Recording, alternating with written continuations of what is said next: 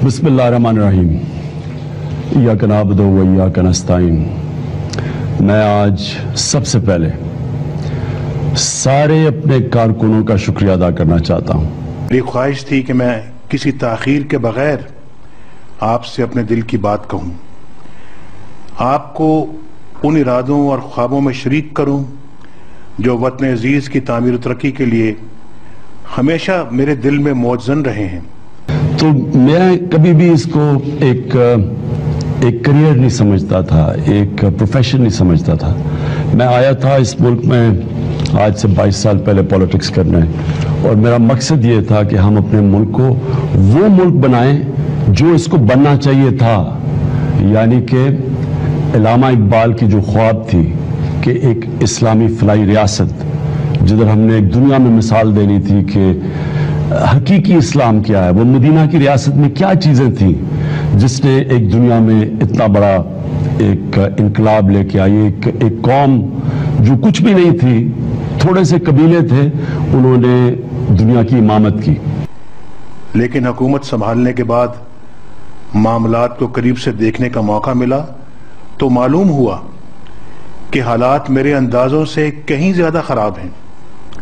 सूरत हाल की संगीनी का तकाजा ये था कि तकरीरों की बजाय गुज़श्ता 14 बरसों के दौरान पाकिस्तान को लगाए जाने वाले ज़ख्मों की वुसअत और गहराई के जायज़े और उन ज़ख्मों के इलाज के लिए मुअस्सर तदाबीर को अव्वलीन तरजीह बनाया जाए।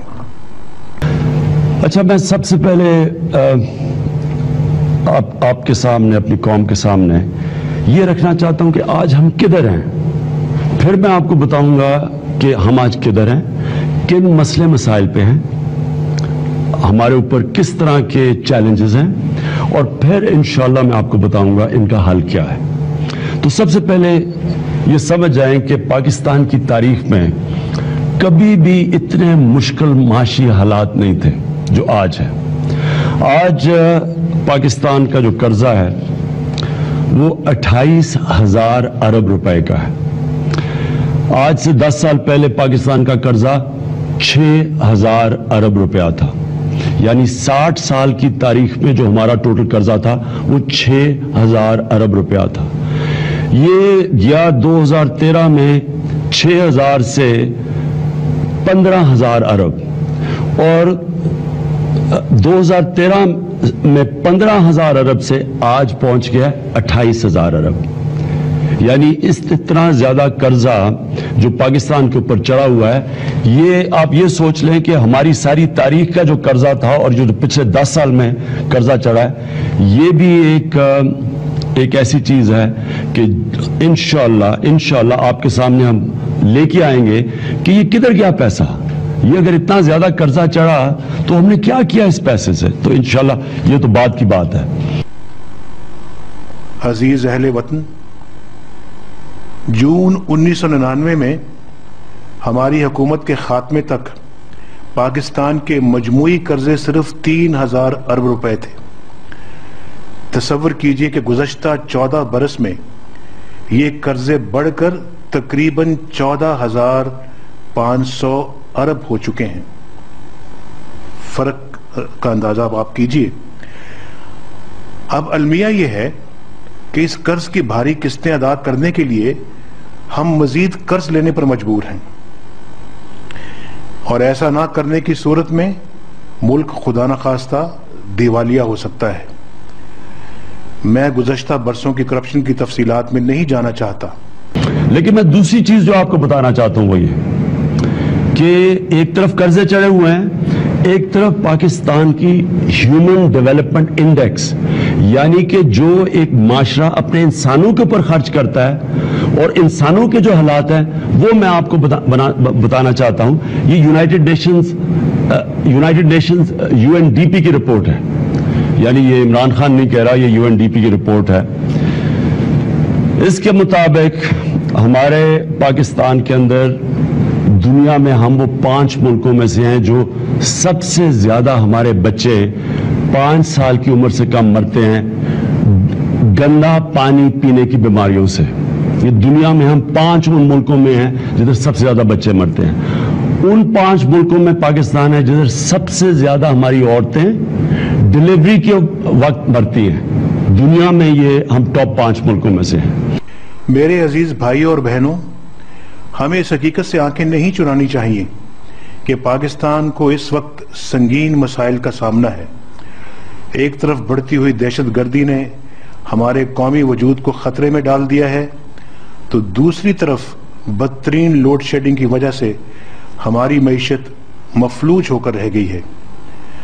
गुज़श्ता 14 बरसों के दौरान शदीद बदइंतज़ामी, हर शोबा में फैली करप्शन, नाअहली, उकरवा परवरी और नाकिस फैसलों ने मुल्क की बुनियादें हिलाकर रख दी हैं। PIA हो या Pakistan railways, Pakistan steel mills हो या वापडा, किसी भी इदारे पर नजर डालें, सब के सब बदहाली और तबाही के आखिरी हदों को छू रहे हैं। ये वो इदारे हैं जिन पर कभी हमें नाज हुआ करता था। कभी कौमी खजाने में हिस्सा डालने वाले ये इदारे आज मुल्क को सालाना तकरीबन 500 अरब रुपए का नुकसान पहुंचा रहे हैं। हम बदकिस्मती से उन दुनिया के मुल्कों में से हैं जिधर सबसे ज्यादा एक बीमारी है, और ये सबसे अफसोसनाक चीज है। इसको कहते हैं स्टंटेड ग्रोथ। स्टंटेड ग्रोथ का मतलब ये कि जो बच्चे हैं उनको जब खुराक पूरी नहीं मिलती, उनको न्यूट्रिशन पूरी नहीं मिलती, तो वो ना उनके ज़हन पूरी तरह, उनका दिमाग पूरी तरह बढ़ता है और ना वो कद पे पहुंचते हैं। मैं आज ये लोगों को बताता रहा हूं, लोगों की समझ नहीं आती। तो ये मैं आज आपको एक पिक्चर दिखा रहा हूं। ये अगर आप पिक्चर देखें, इसमें एक तरफ 2 साल का बच्चा दिखाया हुआ है जिसकी एक नॉर्मल ब्रेन है, यानी वो उसको सही ग़िज़ा मिल रही है और उसकी जो ज़हन है वो सही तरह बड़ा हो रहा है। एक तरफ ये है, और दूसरी तरफ ये आप बच्चा देख रहे हैं, क्योंकि इसको ग़िज़ा पूरी नहीं मिल रही, आप देख रहे हैं कि इसका जो पूरा दिमाग है पूरी तरह बढ़ ही नहीं रहा। और ये हम 45% पाकिस्तान के बच्चों की बात कर रहे हैं, यानी तकरीबन हर दूसरा पाकिस्तानी बच्चा, क्योंकि हम उनको पूरी ग़िज़ा नहीं दे रहे हैं, उनको न्यूट्रिशन पूरी नहीं मिल रही, उनका वो जो जिंदगी की रेस है उसमें शुरू से पीछे रह गए हैं। वो मुकाबला ही नहीं कर सकते, वो 21वीं सदी में आगे नहीं जा सकते। उनके माँ बाप के ऊपर सोचे क्या गुजरती होगी वो जब अपने बच्चों का हाल देखते होंगे। तो ये मैं सिर्फ आपको इसलिए बता रहा हूं कि आपको पता होना चाहिए आज हम किधर खड़े हैं, और इंशाल्लाह हम ये कैसे अपना रास्ता बदलेंगे। इस तकरीर में ये तफसील मुमकिन भी नहीं, लेकिन मैं बदनवानी, बेहिसी और लूट मार पर मबनी 2 मिसालें आपकी खिदमत में जरूर पेश करना चाहता हूं। इन मिसालों का ताल्लुक बराह रास्त बिजली की पैदावार और लोड शेडिंग से है। नंदीपुर पावर स्टेशन के नाम से आप वाकिफ होंगे, या कम से कम नंदीपुर से आप वाकिफ होंगे।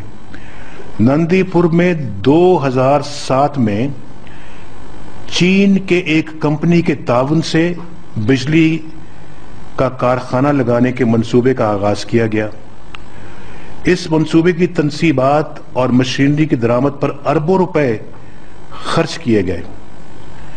ये वो वक्त था जब अवाम शदीद लोड शेडिंग के संगीन निजाम से दोचार थे और बिजली के एक एक यूनिट को तरस रहे थे, लेकिन चंद अफराद की हिर्सो हवस ने इस मंसूबे का रास्ता रोक लिया।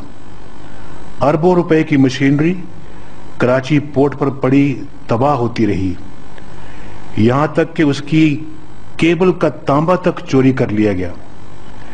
यूं 425 मेगावाट का ये प्रोजेक्ट तबाही और बर्बादी का शिकार हो गया।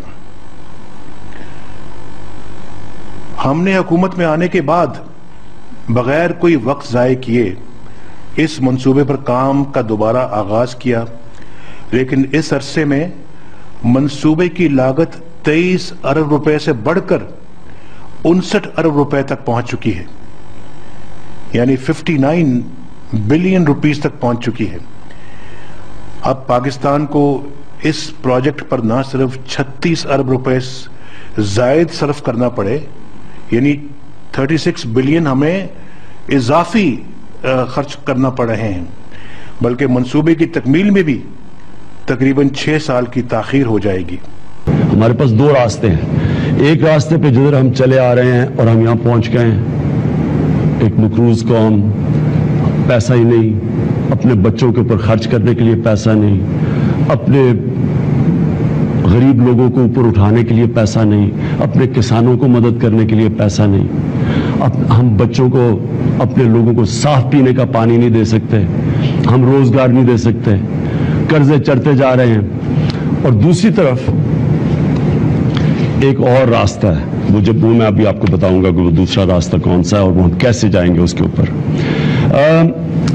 جو اور ہمارے لیے شرمناک چیز وہ یہ ہے کہ پاکستان میں جو ہماری صاحب اقتدار ہیں، جو رولنگ ایلیٹ ہے، ایک طرف آپ یہ دیکھ رہے ہیں حالات، اور دوسری طرف جو ہماری رولنگ ایلیٹ ہے اس کا رہن سہن آپ کو میں بتانے لگا ہوں کہ ان کا رہن سہن کیا ہے۔ لوڈ شیڈنگ کی ایک وجہ بجلی اور گیس کی چوری بھی ہے۔ ماہرین کا کہنا ہے کہ اس چوری کا حجم 150 سے لے کر 250 ارب روپے تک سالانہ ہے۔ اتنی بڑی چوری، یہاں لاکھ روپے کی چوری ہو تو سکون نہیں آتا، یہاں پہ 250 ارب روپے سالانہ کی چوری کی بات ہو رہی ہے۔ یہ قومی وسائل پر کھلا ڈاکہ ہے یا نہیں ہے؟ ہم نے بجلی اور گیس چوروں کے خلاف بھرپور مہم کا آغاز کر دیا ہے۔ یہ مہم پورے عزم کے ساتھ جاری رہے گی۔ انشاءاللہ حکومت پوری سختی کے ساتھ ایسے افراد سے نپٹے گی۔ لوٹ مار کے اس کلچر کا دور اب ختم ہو گیا ہے اور اسے اب ہمیشہ کے لیے ختم ہو بھی جانا چاہیے۔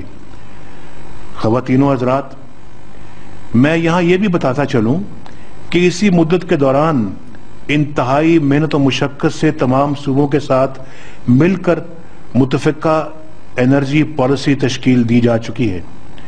اس متفقہ انرجی پالیسی کی منظوری بجلی کے بحران پر قابو پانے کی کوششوں میں ایک اہم سنگ میل کی حیثیت رکھتی ہے۔ الحمدللہ وفاقی حکومت اور پاکستان کے تمام صوبے بجلی کے بحران کے حل کے لیے یکسو اور ہم آہنگ ہیں۔ پرائم منسٹر پاکستان کا جو پرائم منسٹر ہے اس کے ہیں 524 ملازم، 524 ملازم۔ ایک ملک ایک طرف مقروض ہے، دوسری طرف دیکھیں اس کے پرائم منسٹر یعنی میں 80 گاڑیاں ہیں، 33 بلٹ پروف گاڑیاں ہیں۔ ایک بلٹ پروف گاڑی کی قیمت 5 کروڑ روپے سے زیادہ ہے، اور ہیلی کاپٹر ہے، جہاز ہے۔ جو پرائم منسٹر ہاؤس ہے وہ 1100 کنال پہ ہے۔ پھر ہمارے گورنر ہاؤسز ہیں، ان کے اوپر کروڑ روپے کا سالانہ یہ قوم خرچ کرتی ہے۔ پھر ہمارے ریسٹ ہاؤسز ہیں، پھر ہمارے چیف منسٹر ہاؤسز ہیں، جتنی ان کی گاڑیاں ہیں، جتنے ہمارے سیکٹریز گورنمنٹ میں 2-2 3-3 کئیوں کی گاڑیاں ہیں، ہمارے ڈی سیز، ہمارے کمشنرز بڑے بڑے گھروں میں رہتے ہیں، کتنے کنال کے۔ ایک طرف ایک قوم مقروض ہے جو اپنے لوگوں کے اوپر پیسہ نہیں خرچ کر سکتی، دوسری طرف ایک صاحب اقتدار اس ملک میں ایسے رہتے ہیں، وہ بالکل ویسے رہتے ہیں جب انگریزوں نے آ کے اس ملک پہ حکومت کی تھی، اور انہوں نے حکمرانوں کی طرح یہ بڑے بڑے گورنر ہاؤسز بنائے تھے کیونکہ ہم غلام تھے۔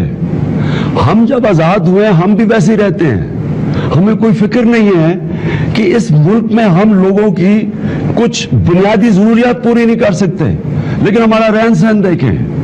آپ صرف یہ دیکھیں کہ پچھلے پرائم منسٹر نے، میرے بھائیوں اور بہنوں، میں آپ کو اس حقیقت سے بھی بے خبر نہیں رکھنا چاہتا کہ سرکولر ڈیٹ کی ادائیگی، بجلی چوری کے سدباب اور دیگر انتظامی اقدامات کے باوجود بحران کا خاتمہ ممکن نہیں۔ اس منزل کو پانے کے لیے ہمیں بجلی کے پیداواری ذرائع میں اضافہ کرنا ہوگا۔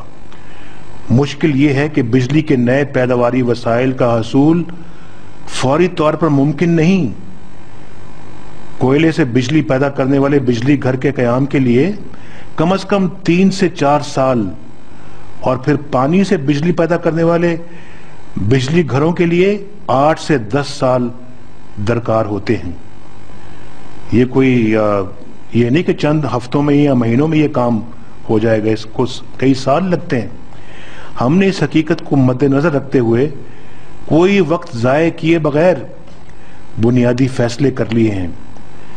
मैं इंशाअल्लाह आपको जल्द ही गडानी, जो कि बलूचिस्तान में है और कराची के करीब है, गडानी के मुकाम पर 6600 मेगावाट बिजली के मंसूबों के इफ्तिताह की खुशखबरी दूंगा इंशाअल्लाह। आप दुआ कीजिए, मेरा मुकम्मल ये इरादा है।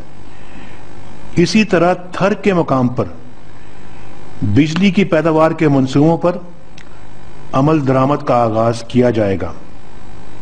यानी थर से भी कोयला लेंगे, जो थर कोल माइन है, और साथ ही साथ जो है वो बिजली के कारखाने भी हम लगाएंगे।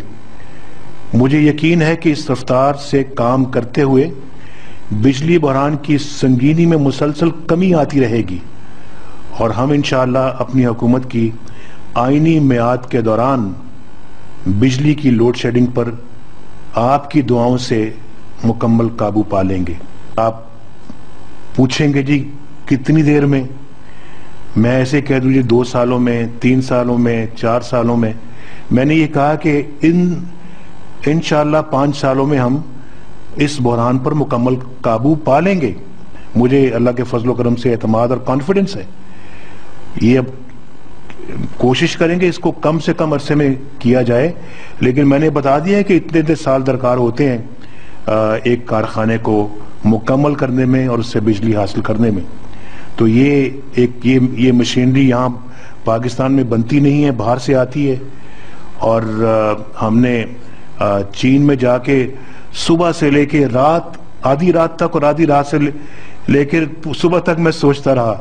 रात सोते हुए मुझे यही ख्वाब आते थे कि हम बिजली के इस बहरान पे काबू कैसे पाएं। और मैं अपने चीनी दोस्तों का शुक्रिया अदा करना चाहता हूं जिन्होंने उतनी ही दिलचस्पी ली इस मामले में जितनी कि मेरी थी इस मुश्किल के काम को हल करने के लिए। मैं उनका बड़ा दिल से मशकूर हूं, और चीन वाकईतन पाकिस्तान का एक बहुत ही पुरखलूस दोस्त है। इन कोशिशों ही का नतीजा है मेरे भाइयों और बहनों के जुज़वी तौर पर ही सही, लेकिन सूरत हाल में कुछ बेहतरी दिखाई देने लगी है, जो इसका मैंने अभी आपके सामने जिक्र किया है। ये हकीकत है कि अगर मैं और मेरी टीम इस मुहाज पर दिन रात काम न